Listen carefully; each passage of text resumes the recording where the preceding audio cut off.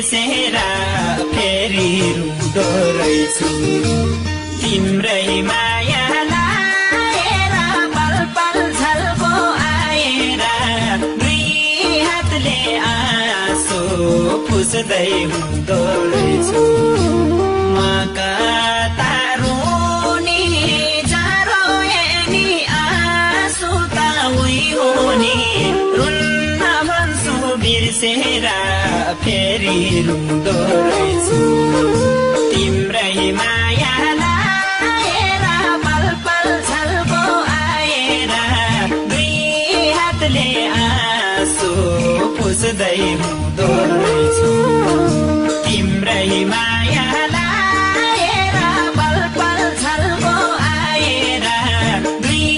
हातले आँसु पुस्दै हुँदो रहेछु